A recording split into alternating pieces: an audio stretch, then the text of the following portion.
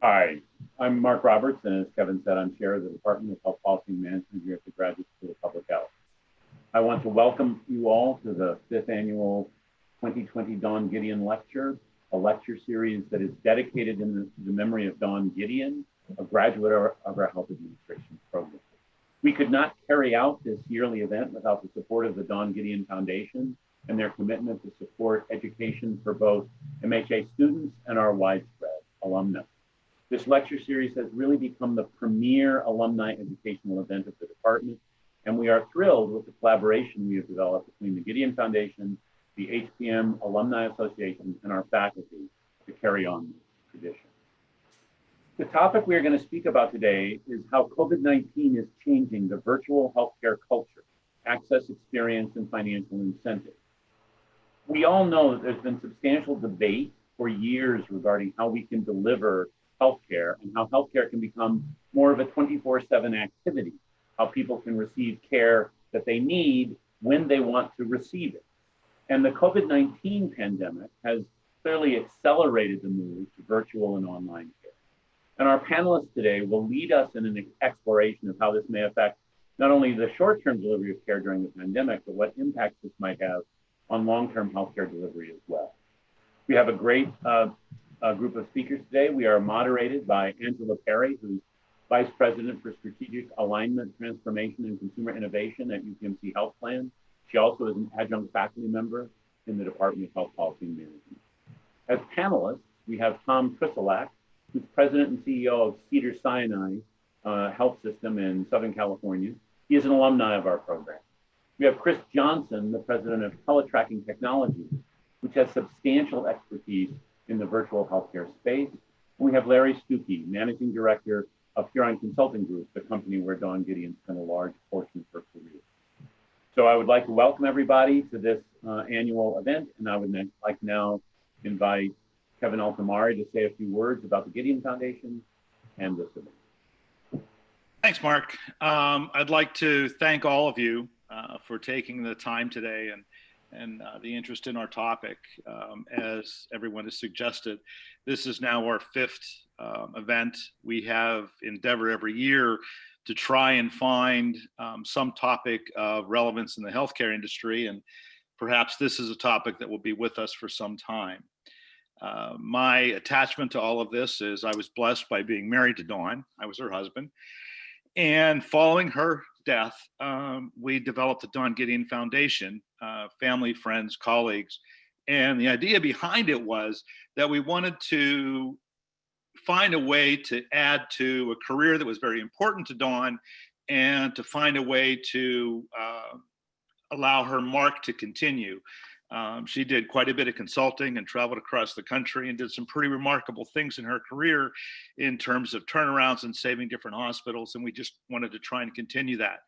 To that end, we've done the symposiums. This is now our fifth. And perhaps more importantly, we have endeavored to provide scholarship assistance to young women pursuing masters in healthcare administration. And we started the foundation in 2016. And since that time, we've provided 13 women with scholarships, which I have to say for myself is pretty amazing. We've been able to do some wonderful things, and it's with the help of a lot of people like the Graduate School of Public Health, the Alumni Association, and certainly all of you. I would ask at some point that you find time in your day to visit our website, www.dongideonfoundation.org, and look at the bios of the scholars that we've had and some of the work that we've done. We've done some pretty incredible things, and I'm really proud and happy to be able to have done that. And I can only hope that we can look to you to be some of our future participants and donors as we move forward. In the coming year, assuming that we get some break from the coronavirus, we'll have a spring event, as we always do, at dinner. We'll have our golf outing August 17th, and we've got some really neat things planned for that, as well as some lead-ins with some PGA professionals that are helping us out. So I'm really excited. I'm thankful for all of you. I'm thankful to the cooperation and assistance we've gotten from the Alumni Association and from the Graduate School of Public Health. And I'll leave you all to now learn so much more about this terrible time we're in, and hopefully look at the light at the end of the tunnel. Angela, it's all yours. Thank you, Kevin. It's a great opportunity and a chance to be here and talk about a terrific topic. We're going to go through some quick introductions ourselves, and then we'll jump right into our outline for today. So, Tom? Great, Angela. Thanks very much. Good morning, everyone. I'm Tom Prislak, the President and CEO at Cedars-Sinai in Los Angeles. And as Mark said, a proud graduate of the Graduate School of Public Health, at the risk of dating myself as well as dating the state of health policy in the United States at the time. I graduated from the health planning program in the mid-70s. So it's really, I'm glad to be a part of this event today, and happy to be a participant in the school's programming and this lecture in particular. You know, just some brief comments about our topic today as we get started. The first thing I want to do is take the moment and recognize every staff member around the country who has been involved on the front lines of caring for COVID patients. I know that's, you know, this is a topic related, this program is about the telemedicine aspects about it, but I made myself a promise, to tell you the truth, as I watched the response here, and I'm sure you've seen the same things in Pittsburgh and hospitals around the country. But the resiliency and the performance of the individuals has just been inspiring in so many ways. And so I just want to acknowledge, make that acknowledgement. The issue that we're talking about today, I think, is one has been, the comments been made. I think, you know, we're all looking for the silver lining in this pandemic, and I do believe that the pace of change that's been interjected into the use of digital technologies more broadly, and telemedicine itself, in terms of making healthcare more accessible, hopefully more affordable, and more uniformly higher in quality. I think it absolutely has that potential. I have to admit, at times like this, having been in the field now for longer than I may want to admit to, but more than 40 years, I've also seen the phenomena many times of the silver bullet and that's going to solve the healthcare problems. And I would just, I guess the pragmatic side of me would also offer just a word of caution as we consider this topic. Great potential, but like most new strategies, it's all about execution. But I do think that there's a level of receptivity in the field now. The technology itself has moved to a level that I think creates a nice baseline, and the developments in monitoring devices and things like that are to come, I think, will only accelerate. So thank you for the opportunity to be with you today, and look forward to the rest of the discussion. Chris. Thank you. Excuse me. Thank you, Angela. And thank you for having me. I'm honored to be part of this discussion. So Chris Johnson, I'm the president of Teletracking Technologies, which is a Pittsburgh-based company, about 450 people, focused on one thing, healthcare operations and improving the efficiency and productivity of healthcare. We were formed around one single mission, to ensure that no patient ever waits for the care that they need. The topic today is a major impact on that. And we're seeing, Tom mentioned, if we're looking for some silver linings, and there are some. I think we have accelerated a number of activities that would have taken years without COVID. I'm a little reluctant to say that there's a silver lining to COVID, to tell you the truth. It sticks in my throat every time I say it. But it has created interesting opportunities. Teletracking as a business is focused on healthcare operations and efficiency for now 30 years. And what we have seen in working with our clients, over 1,200 hospitals between the US, Canada, and UK during this pandemic, is miraculous. It was, as you see, the focus on operations continue to rise to a level that, quite frankly, I had never seen before. And I think it is something that everyone, quite frankly, across the world, the need for visibility and transparency into the health of our healthcare infrastructure, be it physical or virtual, is the top of mind.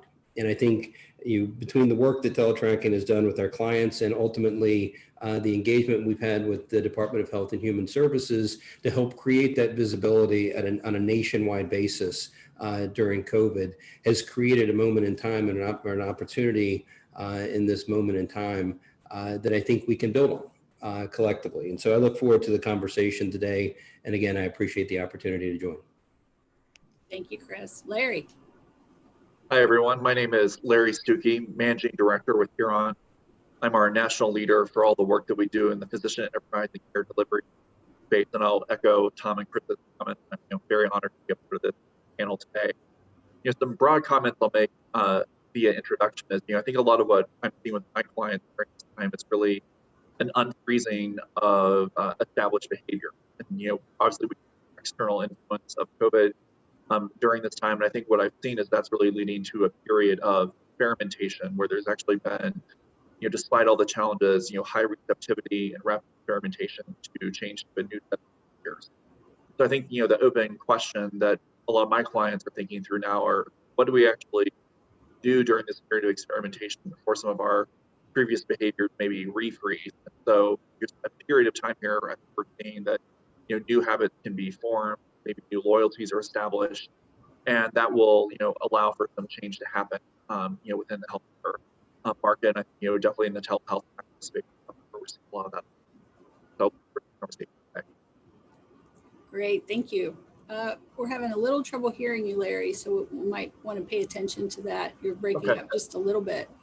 Hi, everyone. My name is Angela Perri. As we said earlier, I currently work for the UPMC Health Plan, and also an adjunct professor, thanks to Kevin Broom and others with the Graduate School of Public Health. So very excited to be here today.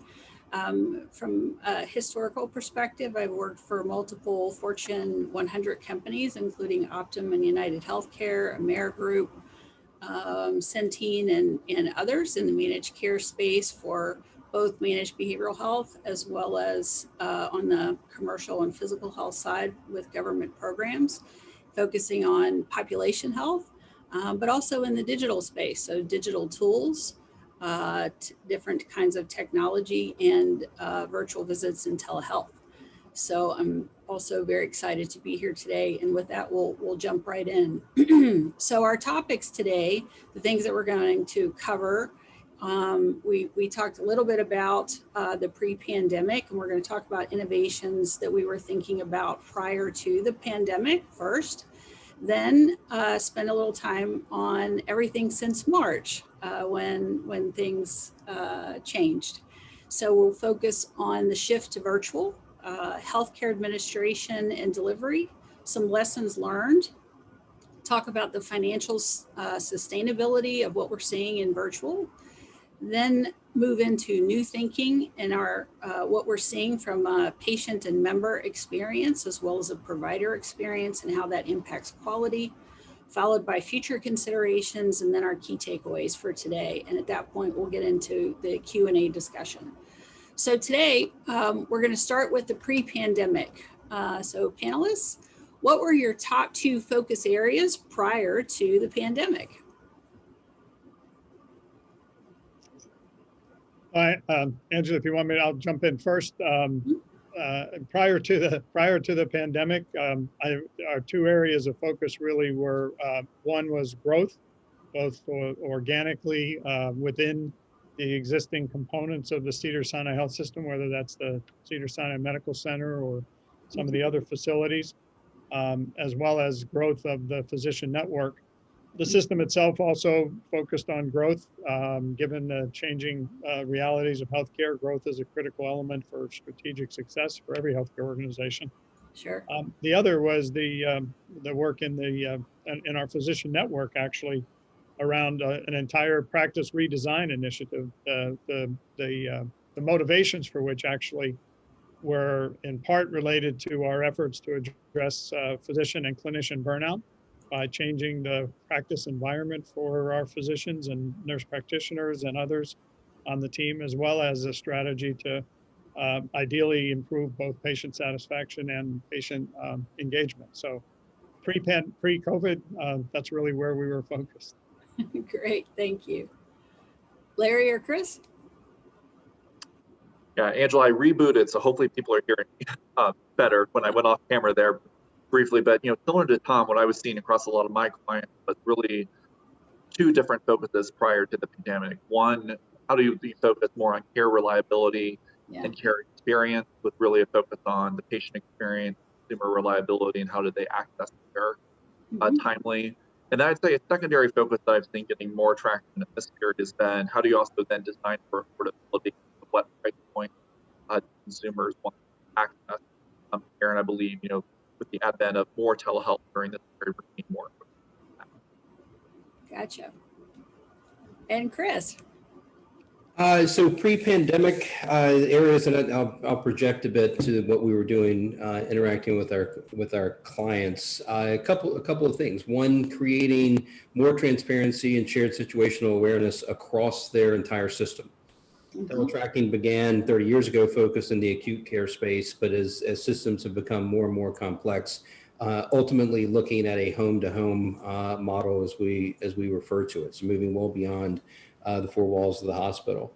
The second, and something that Tom you touched on, when you think about our frontline workers, it's really been to help remove the burdens and hurdles to their ability to be effective.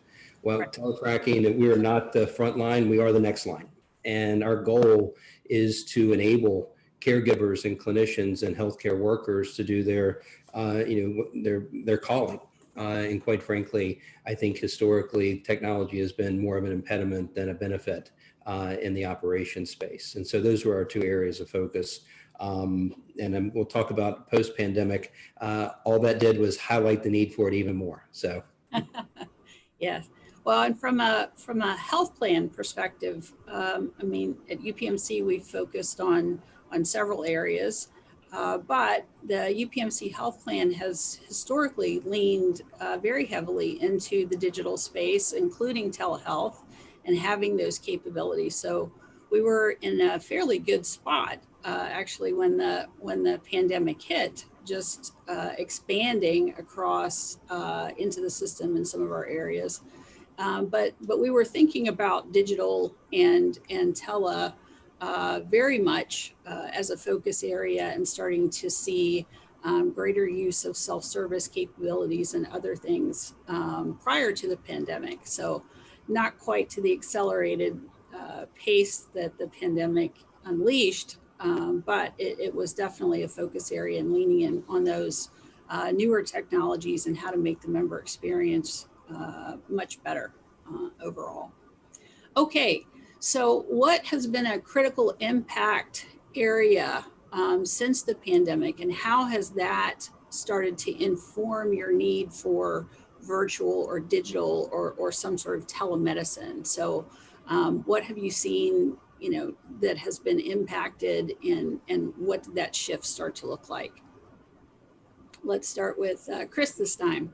okay, thank you. So I think, and I have a visual aid over that shoulder, which is a picture of the command center, which is something that teletracking builds and deploys for healthcare systems. And when you talk about what's been a critical impact is what we've seen in COVID. And we've worked on this for a number of years, but really it's a question of load balancing of systems. Certain systems are hit harder and more concentrated manner. Teletracking's worked with leading systems across the world and certainly across the country. And what we've seen is that the utilization of these command centers provides for shared situational awareness so better decisions can be made. And there's a lot of buzz around AI and things of that nature. All this is enabled with that type of thing. But the reality is you can't take the healthcare worker and the clinician out of these decision processes, but you can better inform them so that they can make more informed decisions. And so what we've seen in these command centers is historically we were focused on load balancing against the physical plant, the acute care settings, et cetera. Nearly every customer that we're working with have now incorporated telehealth and into this process to allow for the more virtualized virtualized setting. In some cases, and with Intermountain Healthcare, for instance, we've helped build out the entire virtual hospital infrastructure that allows that to happen. So what I've seen the critical impact of the pandemic is that it's really driven this blending of the physical and virtual together into one common command center infrastructure that allows for better decisions and transparency. That's great. Larry? Yeah, I mean, I build on what Chris had said, and all of us have alluded to. We've just seen the rapid adoption by consumers of telehealth, and I think the critical impact that I'm seeing health systems struggle with now, but also getting to adopt is how do we actually hardwire this into the infrastructure ongoing? Let's not just have this be something that's done during this period of time, but likely is something that needs to be part of operations ongoing. And so, well, I think there's been a big acceleration to this. I think a lot of people are really taking a step back now and saying, down to that, how do they actually provide those options to consumers? And if we provide those options to consumers, does that allow us to differentiate ourselves in our market? So I think a lot of what I'm seeing on the critical impact is the acceleration, but now taking that step back and saying, how do we hardwire these changes that we've seen happen during the period? Yeah, so it becomes more of our new normal. Right. Right, yeah. Okay, Tom. Yeah, well, I guess in the interest of time, I'll just focus on some of the impacts in the physician network part of the organization to put it in context. When the pandemic hit, we saw a 65 to 70% reduction in activity in our urgent care centers in kind of the traditional model. Our physician network overall saw about a 50% reduction in activity. Our use of telemedicine prior to the pandemic was around 5% in our physician network. And candidly, we were engaged in what I'll call kind of the usual orderly planning process to move that up to maybe 15%, in a year. Right. Of course, like everyone else, that number jumped up to about 70% in about a week, which taught us all a lot of lessons about change management and what the opportunity that's presented here.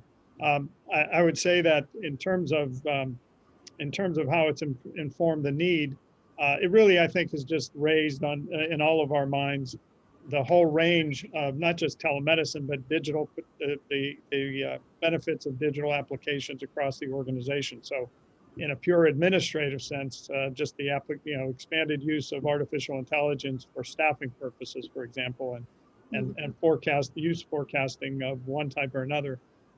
We haven't, the other element for the administrative staff and the support of the entire work from home phenomenon has been an important part of it. But on the clinical side, it's done really, I think I'd say two things. One is, caused us to engage in a much more intentional and aggressive plan for how we are going to, as Larry said, make this an integral part of normal operations at a much greater degree. I would add at this point that, among the lessons learned early on in this process is if we saw one telemedicine visit, you saw one telemedicine visit, because it really does vary for different specialties. But it also has informed our own strategic thinking and the opportunity that this represents for literally creating new business lines, new clinical business lines for the organization that we hadn't necessarily been anticipating to pursue as quickly as we are now. No, that's a great topic, and not just from a telemedicine or virtual visit, but you bring up AI, and some of the other sort of digitally enabled things that many organizations, whether they were health plans or health systems or otherwise, have historically been a little reticent, around. And so, from a differentiation perspective, how are your physicians or your clients responding now to more of those digital kinds of capabilities versus perhaps their traditional face-to-face focus? Have they started to think about more positive impacts, like physicians being on call and having more, time, in their schedule because they're more at home and they can do a little bit more? what are some of the pros or cons around that? Well, I guess so. First, I'm not sure it's a question of making more efficient use of their time. Frankly, I mean these sessions are largely being integrated into the workflow of the office setting itself, and so and most our physician operations are such that it is requiring this to be a part of the on-site office-based activity. Mm-hmm. I think there's no question that getting thrown into the deep end of the pool, so to speak, helped a lot of physicians and others on the team overcome the anxiety that's understandable about it. The con, frankly, is it's not so much the technology, although there are issues around that we can talk about later. This is yet another issue of change for already stressed out and as is reported, burnt out clinical staff. Mm. And so it's really as much about not having this add to the burden of burnout. As I said earlier, we're trying to implement things to try to solve for that. So we're spending a lot of time to try to hopefully make this be something that can help ease some of the things that have been a source of frustration to them. Yes, from a health plan perspective, we're focused much more on. We've always been focused on care coordination and sort of alignment across our network or with our physician and specialist partners. But yes, the amount of burnout is pretty high. So part of the focus is around engagement with our member patients, and also ensuring that our technology, whether that's digital assets or virtual visits or other things, are easy to use. And so the experience for staff, the experience for the patients and the members, and also as we try to work across to coordinate virtually now, that all of those pieces work together. And a lot of times that you're talking about disparate technologies or tools or other things. And so there's been a great focus on that experience overall, and what does virtual care start to look like, but also even in those face-to-face instances, how can we digitize things more? Technology is always at the forefront of most things that we do, but the pandemic has certainly introduced the need for this greater blend of the two, and from more of that experience perspective overall. Chris or Larry, anything else you want to add around that kind of virtual visit or care, and how what you're seeing from a settings perspective, perhaps from some of your clients or some lessons learned you've heard?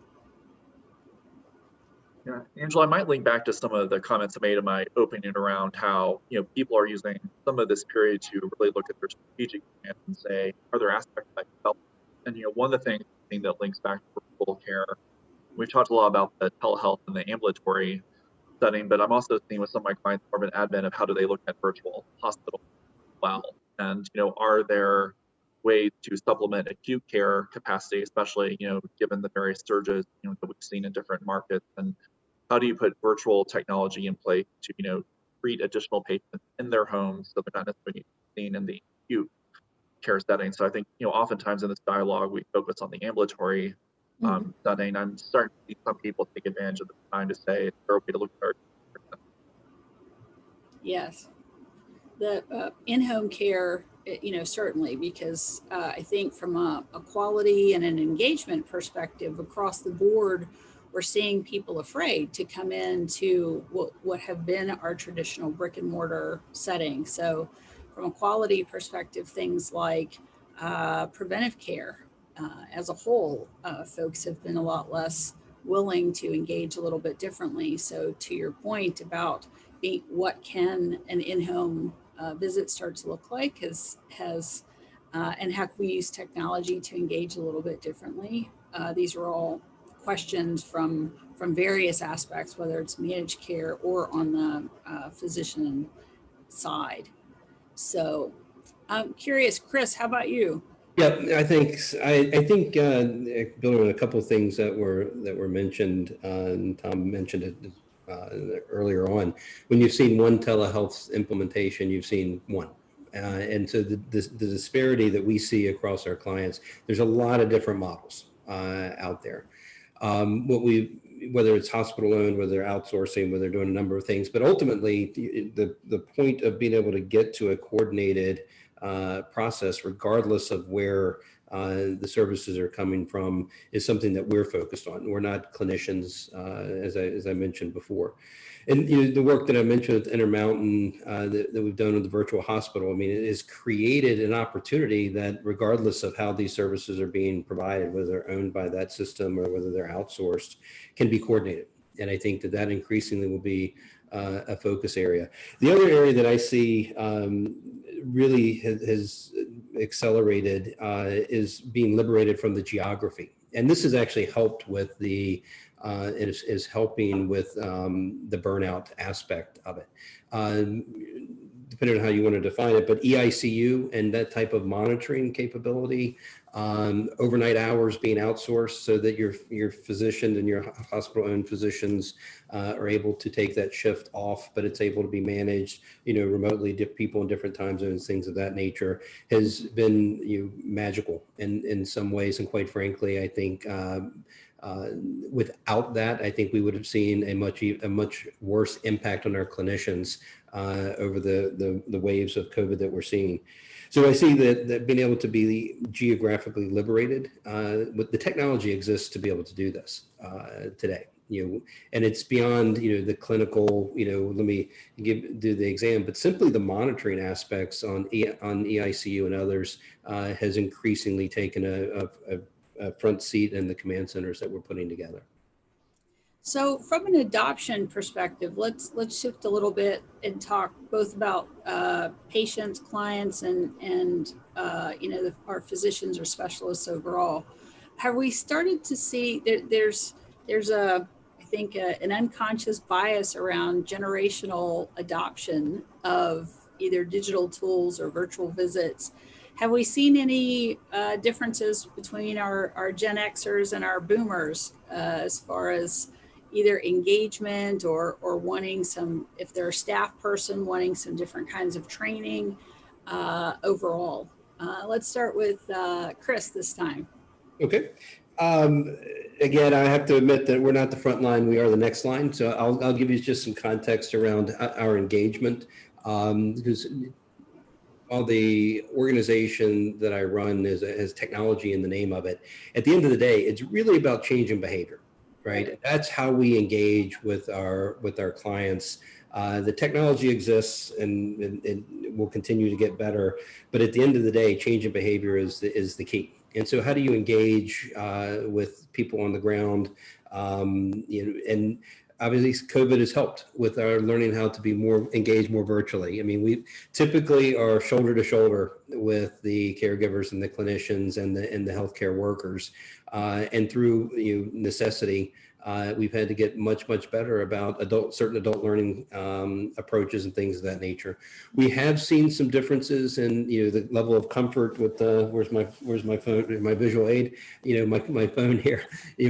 But ultimately, what we've seen is that the adoption, at least from our perspective of these technologies, is not generationally driven. I think it is so pervasive outside of the work environment, and then I think, quite frankly, the technology has existed longer outside of healthcare than inside of healthcare, and so we haven't seen too many challenges on that front.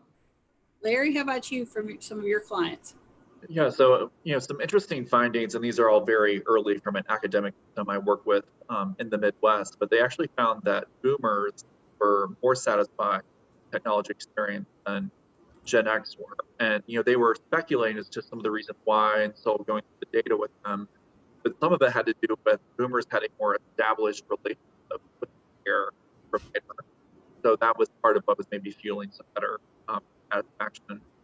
Also, and I think this may be later in the discussion, Gen X and Gen Z tend to have more of high deductible plans, and so there's maybe some more questions around am I willing to pay that out-of-pocket cost for a virtual visit, but maybe that out-of-pocket cost feels more appropriate to me for an in-person visit? So I'd say there's some mixed data out there, but I would also echo Chris's point that I think the technology is fairly pervasive, that people are largely adopting more so than maybe what people would have thought, but maybe not necessarily the early trends that we expected to see by generation.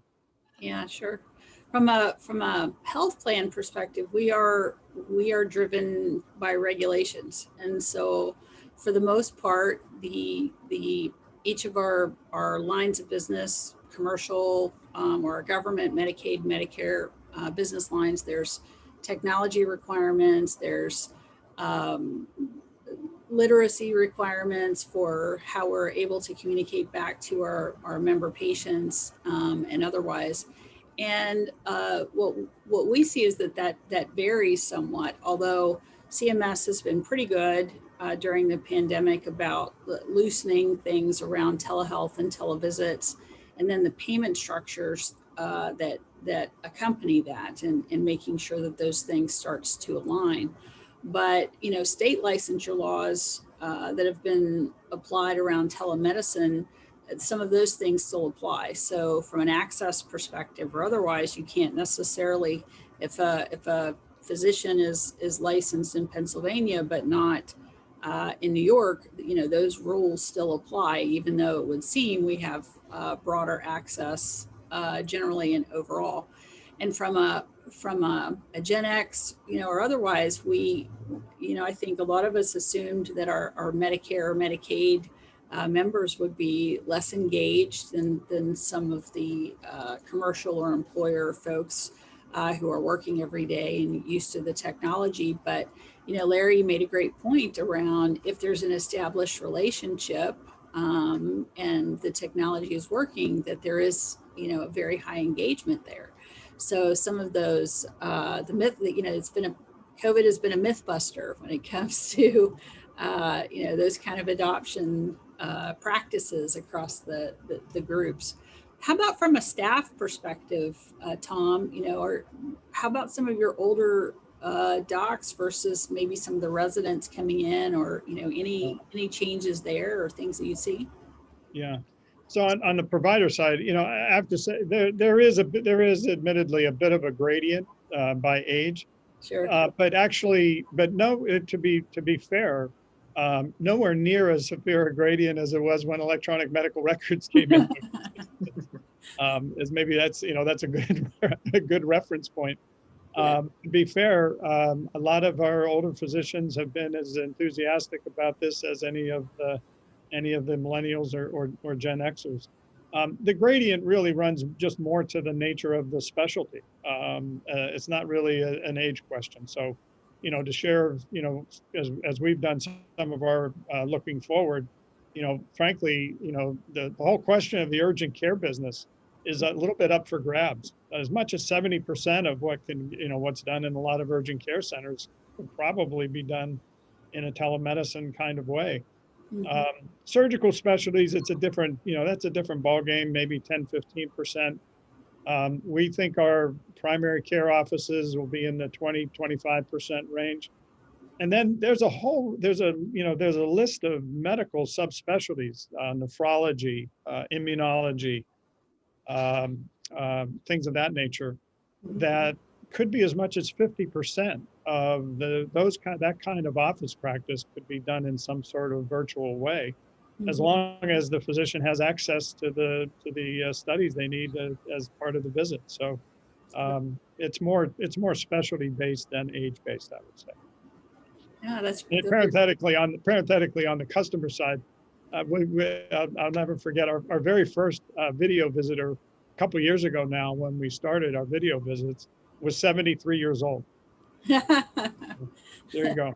That's fantastic. So, no, it's interesting to see even within our own families how the technology, whether it's a FaceTime or Zoom visits or some of these other things, have really started to shape behaviors across all of our areas, but particularly in healthcare. I know we've seen a lot from family practices and things like that, especially if there's some after hours capabilities, because working families want to be able to engage and don't necessarily want to bring their sick kid out of their home, but if they can engage virtually, that's something that's very appealing, overall too. So so these are all great points, and to that end, let's shift a little bit and talk about the financials, behind some of this, and reimbursement implications that we're seeing around either teleservices or from in the payment models, but also how we're thinking about investments in AI and other things to try to get at efficiencies as budgets do shrink, and we do start to look at things a little bit differently. So Tom, let's start with you on that front. Sure. So a couple of thoughts. Certainly, when it comes to the investment side of things, the investments necessary for us to kind of fulfill some of the work I've been describing is very much a part of our financial planning instruments. Now, this raises, frankly, a broader issue in hospitals in general. The reality is that, for many decades, we've had this competitive model, and there are winners and losers. Competition creates winners and losers. And there are significant numbers of hospitals that do not have the financial resources to make these kind of investments. And so from a broader industry standpoint, I have concern about that gap growing. I think that like everything else in healthcare, much depends on the payment model. And it's been critical, frankly, that there's been parity for virtual visits to date. Candidly, I worry that there will be a move to try to somehow look at telehealth as a way of lowering unit payments, because there's a belief that unit cost is lower. The reality is a virtual visit is functionally not much less, if at all, expensive than a real visit. Because it involves the same people, and that's really where the cost of healthcare is. And so, there is potential, I think, for cost savings as it relates to probably lower ancillary use. But back to the payment model quickly, and that is that, from my standpoint, and admittedly, being in California, where capitation is a very common payment model, this is the home of Kaiser. When you see population-based payment models, the same potential to reorient the delivery system based on a population-based payment model as opposed to a fee-for-service model comes to the top of the list. Yep. Larry, how about you from a client perspective? What are you starting to see? Yeah, I mean, I would echo similar themes to what I heard Tom saying. I'd say even the shift to value from fee for service is definitely even conversations outside of the market. I'm saying that the Northeast, that's where I do a lot of my work. So I think what a lot of this is bringing to bear for some of my clients is, do they have sophisticated data modeling in place to scenario plan what could happen from a reimbursement volume? What will the mix of that be? Tom, you alluded to some of this could be 50% virtual, 50% in-person. Subsequently, well, how do you actually model out what impact that is? And then ultimately, is that a price point of which someone is willing to pay for that? So I think what I'm seeing is people don't really know the answers here. I don't know that I have the exact answer. Payment model might evolve, and many of us do, but I think I'm seeing people feeling the need for more consulting than what they've been doing in the past and building better systems around. Yeah, so you were still breaking up a little bit there, but for the most part, you're talking about the analytics to be able to look at volumes and others. Yeah, makes sense. Chris, anything you want to add? And then we have a couple of questions, that are pertinent to this part of the discussion. So go ahead. Sure, and this is not an area that we spend a lot of our time. The reimbursement is not an area that we spend a lot of our time on. We help our clients reduce their costs and improve their revenues, so it's tied to that. But if I look at it from a macro level, and I think Tom makes a really good point about the cost of a virtual visit versus not, and I think Larry makes a really good point on the analytics needed to try to figure out how do we disperse this care to the best of our ability. I think the reality is, if you look at we're approaching a $4 trillion. Everything's a little screwy in 2020, so I'll use some numbers that I would normally use.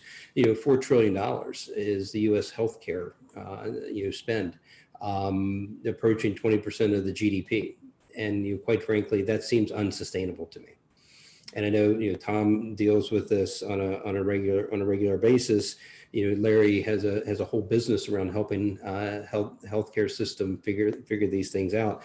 But the reality is that if I look at it, too much money created the problem, and too little money is what's going to solve it, right? And I think when you look at these models of downward pressure, we're going to have to become more innovative, more creative, and use technology to the best of our ability. Not to replace the clinician, not to replace the diagnosis, but to allow them to be as efficient and as productive as possible. Sure. From a health plan perspective, there's lots of financial implications, obviously, around total service volume, cost saving metrics, and starting to look at where there is savings. So that's the tension between the systems and in the plan, and also how the government, in cases of Medicaid and Medicare, are going to fund some of those things. And to that point, telehealth reimbursement arrangements present an opportunity for various payers to start to achieve certain savings, lower certain reimbursement rates, versus in-person visits or otherwise. And so far, not all payers necessarily fund telemedicine in the same way. And so they look at nuances there. So Tom brought up a great point around the unit cost versus the pressure from the managed care companies to focus on lowering costs, around some of those visits. Quick questions to the group that came through in our Q&A chat. This is from Emily, who's asking, do you think that health screenings will be as effective in virtual health visits compared to in-person, particularly as they relate to outcomes and early detection of things like cancers or chronic conditions? So Tom, start with you. Yeah, that's a great question. And notwithstanding all of our efforts to put in place good telemedicine, when it comes to certain screening procedures, it's still a physical experience. So our colonoscopy volume, for example, dropped 60% as a result of the pandemic. Mm-hmm. And the whole wellness and preventive measurement issue that's actually one of the things that our team struggled with the most. And they're literally have had to rework their entire strategy for getting patients in, having them undergo the various, whether it's mammograms, colonoscopy, and other kind of preventive and health promotion efforts. And so this is one of the challenges I think that remains for the entire field, is to redo the workflows to make sure that the same kind of performance, or frankly, even better performance than occurred previously, can be achieved. Yes, we're seeing that across the board from the health plan perspective too, as different plans try to engage the membership and patients to come back in. We have seen that dip quite a bit from across all preventive measures overall, as again people are afraid to re-engage at this point, and it has definitely been challenging. Another quick question directed at Tom. This one is from Brian, who's asking, how is Cedars coordinating video visits across specialties or specialty departments? The reference is, I guess he works at the Mayo Clinic, and he said that the different departments and divisions have autonomy in doing that, in person versus video. But from an integrated model perspective, that's created some disparities generally. So his question is around, are you seeing some frustration on the patient experience side, as some engage a little bit differently than others, but all within your Cedars family? So I don't know that I have granular level data that could answer that question. What I'd say at a high level, the patient satisfaction with their telemedicine experience is within 5 to 10% of their satisfaction with an in-person visit. That's probably the best data-oriented element that I can think of. And the only other comment is, and again, I'd have to talk with the folks on the front line more to have a better sense, but most of our approach for televisits is largely driven by patient preference, less so by physician preference. So whatever internecine wars exist between various departments, I think the patients are being the arbiter right now. That's fair enough. So Larry, anything you want to add from a client perspective that you're seeing? Yeah, I would just say I'm seeing similar trends to what Tom said, that a lot of this is being more patient driven, but I do think there is a part around expectation setting on the front end that can help with that experience piece. So are the options for in-person versus virtual provided, and do they feel like they have control over that decision at the time that care is scheduled, is something I'm seeing more hard. Yeah. Well, both of them brought up patient experience, and so that leads us a little bit into quality and quality metrics and things like that. And so we've talked a little bit about preventive measures and the struggle with that, but what about anything beyond that? Because as we know, member experience or patient experience has continued to go up for Medicare, becoming more a part of the Medicare STARS programs as a whole. Things like transitions of care and otherwise are again sort of becoming higher weighted across NCQA and STARS and others. So from that experience perspective, how are you thinking about, or what are you hearing lessons learned from clients or Tom, within your system around how to achieve the same kind of quality metrics and goals in this pandemic, understanding that some things are being deferred, but only for so long. And so then, how does that start to come back around in your thinking, and what does that experience and engagement then starts to look like? Right. Yeah, I guess just what I would offer is I mentioned earlier the value of capitated payment models as it relates to the economics, and I think providing kind of the incentives and getting aligned incentives to promote more investment in this. Ironically, in the near term, the value-based payment elements of the quality elements that in that kind of payment model is very much tilted towards the wellness and prevention criteria. Yeah. And as I referred earlier, frankly, our performance in those areas during the COVID pandemic has dropped by about 40%, in part because of patients being willing and able to come in, but also it has to do with the systems we use to make that happen. And the team is, as we speak, they're in the midst of retooling that right now. Mm-hmm. Chris or Larry, anything else you want to add around that you're seeing?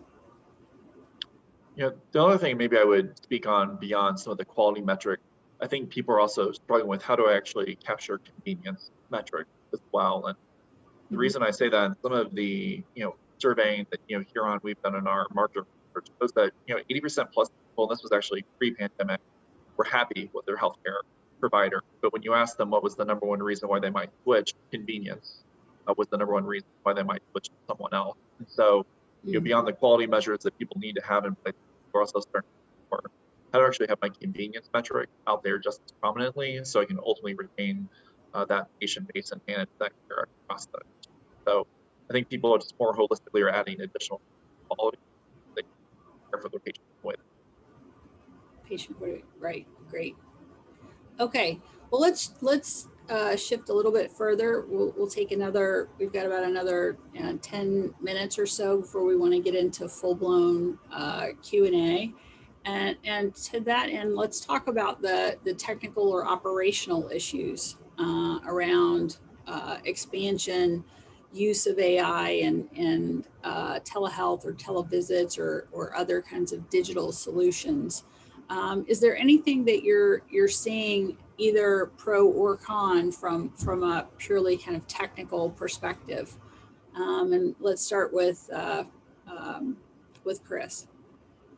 Yes, pros and cons, technical and operational issues. I think there's a couple, and one that I was disappointed became a really forefront, which is cybersecurity, because the amount of activity that we have seen, and Tom and Larry experienced this, and under the direct threat around cybersecurity, not just privacy information, but the ability to shut down a digital system for a ransom. And so I think the technical and operational aspect of that is there's going to be a lot of investment that is required around the cybersecurity in order to make sure that this can be reliable and protected. Second, because we do increasingly are doing a lot of business with community health systems and access to reliable internet and broadband connections and things of that nature, high speed internet continues to be a problem in many parts of the country, and the FCC and HHS have continued to work together on that, and there's reasonable grants and things of that nature that are being able to put in, but the access to that is also a challenge that we have to overcome. And I think last, from my perspective, is that we have to get comfortable that the EMR, electronic medical record, is not the only system that is needed in this environment. It is specifically identified and created and architected to solve a problem, and it is doing, continuing to evolve there. But there are other systems that are required in order to truly digitize, enable what we're doing. And I think that fight in the market still has not been completed, and it will continue for quite some time. Mm-hmm.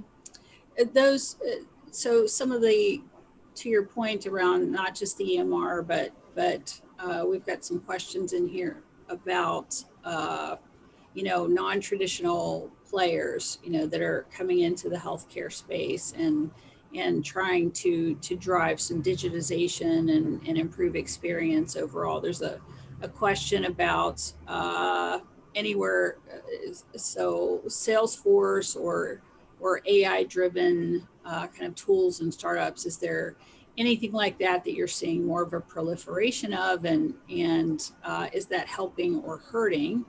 Is one question. And then the second is coming back to that kind of financial risk around investment in digitizing tools. So is there anything, Larry and then Tom, that you're seeing in either of those spaces, those non-traditional and then the investment needed? Sure. So a few comments I can make here. A lot of the work I do is in optimizing contact centers or creating contact centers from a patient engagement perspective, of interactions that you can have with the consumer. And I think we're seeing that, things like AWS and Salesforce are needed technologies in those spaces, but the level of standardization maybe isn't yet from a delivery perspective for those types of investments. So I think what we're seeing is, in order for those systems to be used better, whether that's chat functionality, how you're engaging with a patient, how you ultimately match the patient to the right provider, there's not a level of standardization operations perspective underpinning them. Those technologies just might be a band-aid on, operations not yet. So I think they're maybe pushing towards a level of standardization that's potentially needed, but I think there's also still needed to be why you have different processes by specialty. So I think there's still I think Chris, you referenced that battle to still figure out. So I think there's some of that to still figure out there, but I think I see that push continuing.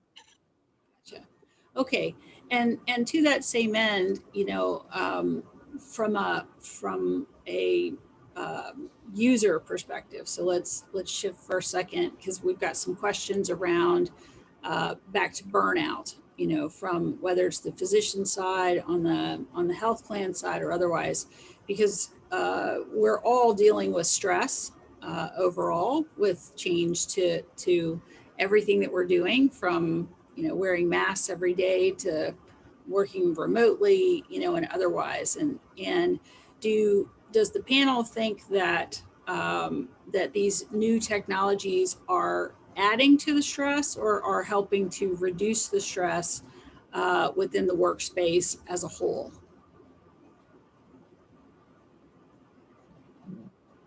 Yes. Both. I think the reality is, yes. I mean, when we talk about new entrants and talk about the battles that are ongoing, Tom probably feels this more than most. I mean, it is an incredibly noisy environment. Right. HIMSS, the annual conference, was canceled this year, but every time you walk through there's 2,000 people that are promising that they've solved all your needs in healthcare, right? And I think just sifting through that is a huge stressor. But I think, and I'll end on this, I think in many cases what we have helped, right? I think technology has helped. It's also created a focus on the need to help manage burnout. Burnout is not a new thing, right? I mean, it's been increasing. Doctors are telling their children not to go into healthcare at an alarming rate. Nurses, we talk about a nurse shortage. It is here, right? And the pandemic has created a hyper focus on that. These are things that we needed to solve over the next decade that have now been put on our plate, and the opportunity to act is now. So I think the answer is yes. I think in some cases we've made it worse. In some cases we've made it better. But it is an incredibly noisy environment and challenging one, certainly for people like Tom.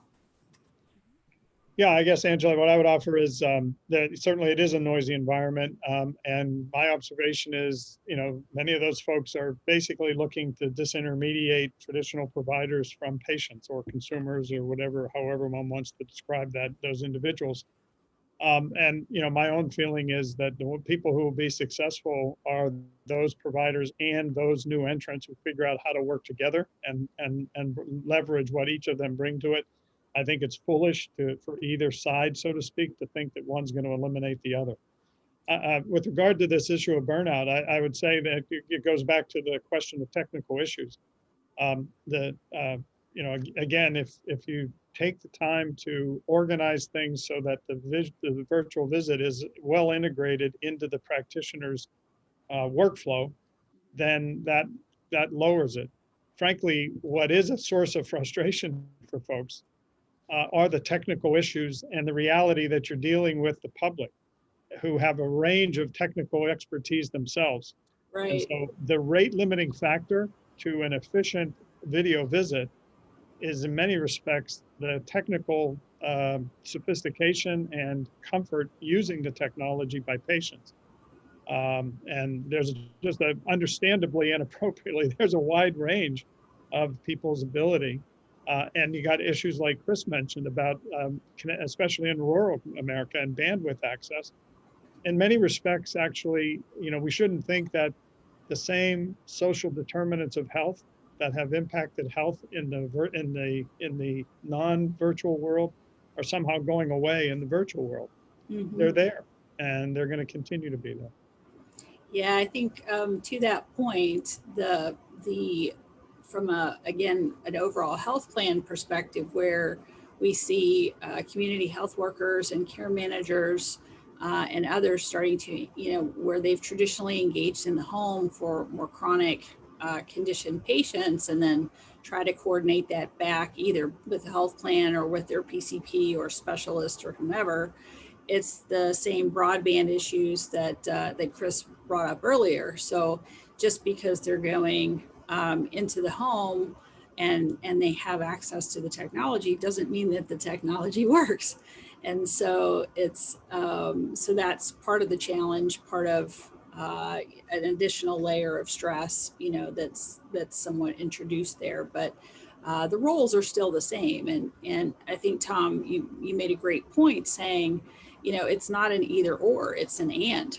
it's just this latest round of technologies and tools, and we all know that things change at the speed of light. I think I'm still on I forget which version of my phone, but I'm sure that there's one or two that's already been released, since I bought that. So we see that really across the board, as a whole. Okay, so for the sake of time, let's move quickly into our last, kind of segment, and maybe blend them a little bit, which are, what are some of the things that we expect to see, or types of digital solutions and otherwise that we expect to see in the future, and then combine that with what are your key takeaways that you'd like to leave our audience with today? And we'll start with Larry. Yeah, I mean, I'd say my key takeaway for today is that, like I said in my introduction, a lot of this has caused disruption that's led to new behaviors. And so I think a lot of this is for people to think about what are these new behaviors do they want to hardwire and be part of their ongoing operation? And how do you actually, I think, Tom, you mentioned this around, it's all about execution to some degree. I think it's really, how do you prioritize what you're going to execute? What I hear from a lot of my clients is a lot of noise in the system right now, and people are really looking for, where do I prioritize? So I think being very clear on the priorities, what you're going to make from your investment in telehealth, and which ones are you not going to make, and which ones will be on a roadmap for later. So I think I'm just seeing an increasing need for clarity out there, and I think those are just some of the takeaways I've been taking from my clients most recently. That's great. Chris? I think a couple of takeaways that I would add to that. And I really love the way Larry talks about freezing and unfreezing certain behaviors, because as a representative of a technology solution, it usually startles people when they say technology is not the solution, right? It's a matter of how do you change behaviors, and it is very, very difficult to change behaviors anywhere in healthcare. In particular, but I think technology can and should be an enabler, but we need to understand that it has its limitations, and we have to focus and continue to focus on the change management aspect of working with the people in our healthcare system and that are utilizing it, and understand that it's really about behavior change. I do think the technology will continue to be pervasive more and more. I think Tom makes an excellent point on some of the entrants are trying to disintermediate the patient from the provider. I think I would agree with that. And I think they're taking a much more consumer-based approach. I think in some cases taking it too far.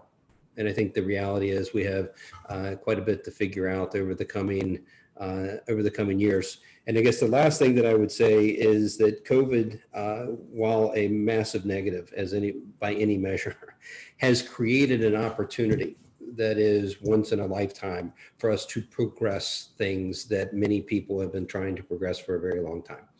And I think it would be a tragedy, quite frankly, if we don't take advantage of that to at least make something positive come out of what we've experienced over the last 8 months.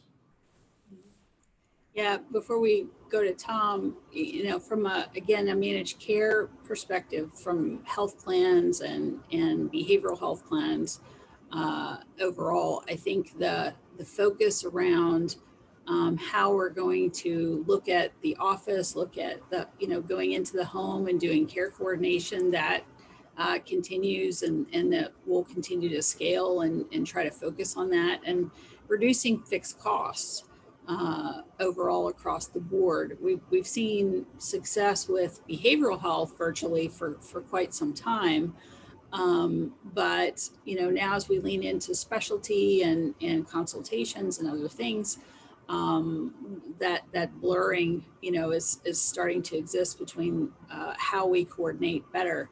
And the value-based payment models, it offers payers a real opportunity to start to think through what is a top quality provider also, and how can we create and align incentives in the financial payments and rewards both to members who continue to engage, perhaps around preventive services or these other things that align to our quality metrics, but also ensuring that, on the provider side, that we're aligning those incentives to the quality measures and metrics really across the board. So there's clearly a great opportunity for digital solutions to be able to lean in and solve different problems, but those financials and incentives overall need to align and still drive quality and experience overall. And as long as there's some flexibility in being able to do that, then we'll have more positive than negative. Go ahead, Tom. I mean, I think you all have identified a lot of the key takeaways that I would offer. I guess from my standpoint, there's the hope I expressed earlier, I guess, is the takeaway. I do hope this is yet another item that spurs much more fundamental change in the payment model in general. And I honestly believe that the opportunity that it represents will be limited to the degree that we don't make change in the payment model. In terms of organizations as we deal with these things, I guess one of the things I think all healthcare organizations struggle with in general is the issue of prioritization. And I think what contributes to people's sense of burnout, understandably, is the volume of change. And so I think the degree to which people who lead organizations can explain in hopefully a productive way how telemedicine fits in the broader organizational strategy, how it fits in their broader patient engagement strategy, and how it fits in their broader employee engagement strategy. I think those are some of the things that will be important from an organizational leadership standpoint. Yeah, those are great points. We got a question around any kind of concern from the panel or from leaders as you listen in from a healthcare perspective on potential misdiagnoses that happen virtually, and tracking, around minimizing harm, and those kinds of things. That was one of the questions in our chat, and so I'll start, on that one, and Tom, maybe you could follow up. The same, expertise that our physicians and specialists have, whether that's virtual or not. If there's some sort of concern, we trust the physicians and the specialists to engage with the patient, and if they feel like they need to see that person, in person or have various tests or other things done, that's no different in person than it is virtually. So there's not necessarily, I think, from again, sort of a health plan, managed care perspective, any additional safeguards needed around that. It's much more so in that physician and specialist court to manage that expectation the same way. So we don't really see any difference just because you're engaging virtually. But Tom, I'll punt that one over to you too. Yeah, no, I would agree with you, Angela, and I think I do think that's among the reasons why. I mean, the bulk of telemedicine applications for the foreseeable future are going to remain in what I would in the less intensive kind of categories. And I think you hit the nail on the head. The important thing is making sure that the physicians and nurse practitioners and others feel empowered to make that call and make the and essentially insist that an in-person visit is indicated. Yeah, 100%. Okay, so any last sort of key takeaways around, some of the changes that have taken place in your culture within your organization, or, Larry, with some of your clients as a result of this? Because we've talked about burnout, we've talked about use of technologies and, and new tools and things. How has your culture started to shift? And we'll end on that and take some additional questions. I mean, so things I've seen from a culture perspective is just, with so much of the work being virtual, especially maybe for some of those non-patient facing functions, is just some of the engagement is maybe not where it was before. So how do you get more intentional about grounding and engagement with your employees? And I think people have now started to think about, well, this actually might be a more permanent shift of some of these people being off-site or not as on-site as often. So I need to be more intentional about how I'm engaging with this person on a more consistent basis, and then understanding their friends about, how is work from home working from them. We're obviously seeing that is changing within the consulting industry as well. And so I think people just getting much more intentional about what are their grounding and engagement practices. And I think now that we've, I think begun to adapt to what this new environment is for now, I think people are being more intentional about that, but I would recommend just people continue to be intentional about that. Yeah. Chris, how about you? I would agree with many of the points that Larry just talked about, but I think I would end on probably more of a macro level view. Teletracking in our daily lives interacts with 1,200 hospitals on a regular basis. But as part of the COVID response and in collaboration with Health and Human Services, we've had an opportunity to engage with practically every hospital in the country. And when I talk about a behavior change, what was clear coming into this is that we had a blind system as it related to our preparations for something of this scale and magnitude. And what I would say is that what I've seen is that it is unacceptable. More people are feeling that it's unacceptable in today's age that we do not have visibility and transparency into the health of our healthcare infrastructure broadly, not within system by system, but broadly and as a nation. And I think that this pandemic has created and highlighted that need. I think we have made significant progress. We're proud of the work that we have done in collaboration with others in the government and in private industry. But seeing private industry and government come together to solve this has been pretty spectacular from my standpoint. But I would say that what is understood is that it is unacceptable that we would go back to the way things were pre-January 2020. That's a great point. And Tom? Yeah, well, I think the most significant thing from in terms of telemedicine itself is the issue Larry mentioned about unfreezing, and helping all of our cultures, which I think all of us were working on beforehand, facilitate all of us being more open to change in general. And I think this definitely has contributed to that. But I would give emphasis on, and it's a challenge, frankly, on the cultural side as it relates to employee engagement, especially for those who are likely going to be working from home. That's the negative of this. If you don't mind my using that phrase in this case, only in that I think people choose to work in healthcare settings because of the mission of the organization and the difference it makes in people's lives. And when you're in the building physically, you feel it. You feel it.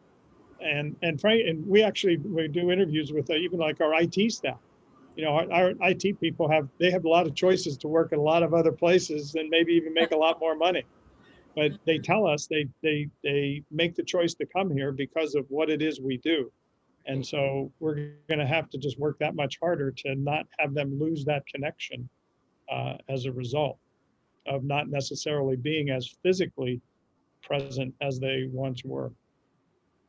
Yeah, 100%. And I think that's also true as we think about the social isolation for our patients, our members, and but also our staff and our families. I mean, it contributes to the burnout that we talked about earlier. And as we think about investments, whether that's managed care or just across healthcare generally, the leaning in, I think, Tom, you brought it up earlier, it has to have that connection point. It has to be easy.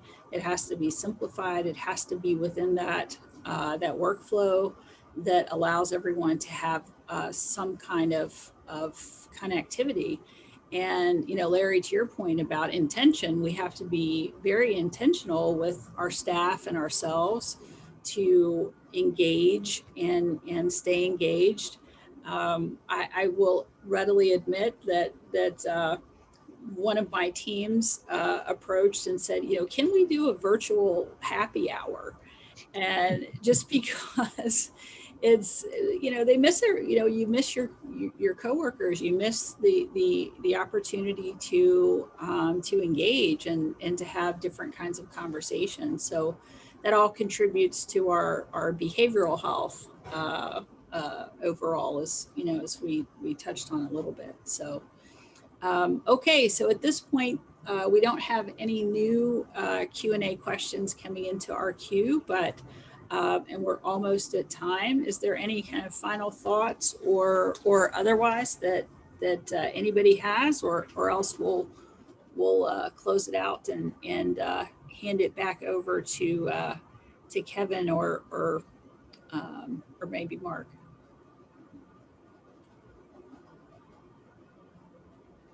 Nope, no new questions.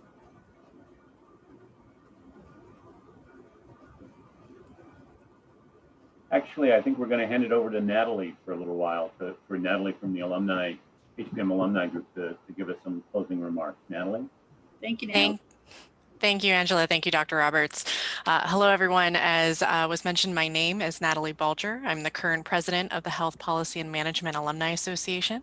The Alumni Association was really thrilled to be a part of this event today, and I would like to thank the planning committee that helped to ensure this event could be brought to you in this virtual environment. The planning committee consisted of both alumni and GSPH staff, including alums Anita Caulfield, Ann Elizabeth McGeary, Susan Hudacek, Amy Richards, and myself. And the staff included Jennifer Schulo, David Ty, and Kevin Broom, who assisted in recruiting and coordinating our experts with us today. And a special thank you to Kevin Altamari from the Don Gideon Foundation, who helped to bring us today's event and bring it to reality, and he contributes to all of our planning and execution discussions. The Alumni Association continues to mature in our structure and processes with the ongoing goal of ensuring that we can offer education, like today's event, networking, and other support to our alumni network.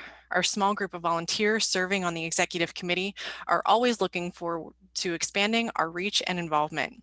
With each graduating class, we see the diversity of where the graduates focus their careers and the incredible successes they are experiencing.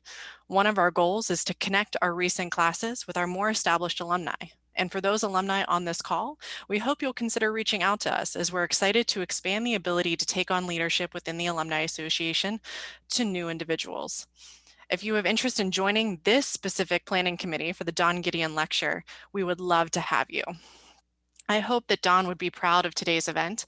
This year, 2020, has certainly posed some of the most enormous public health challenges that our world has experienced for this generation. There was little doubt that we would need to focus today's symposium on the topic of COVID-19 and the impact on healthcare delivery and culture. Our panelists today, including alumni Tom Prislak, have brought together a variety of experiences to explore multiple aspects of how our delivery approach to healthcare has changed in recent months and long-term impact of those changes on our patients, staff, and community. I hope you have all enjoyed today's session. We thank you again for joining us today in this remote environment, and we have already started planning for the 2021 Don Gideon Symposium, and we hope that you'll mark your calendars for November 8th, 2021 to join us again, either in person or virtually, whatever the atmosphere allows for us. Thank you again for being here today.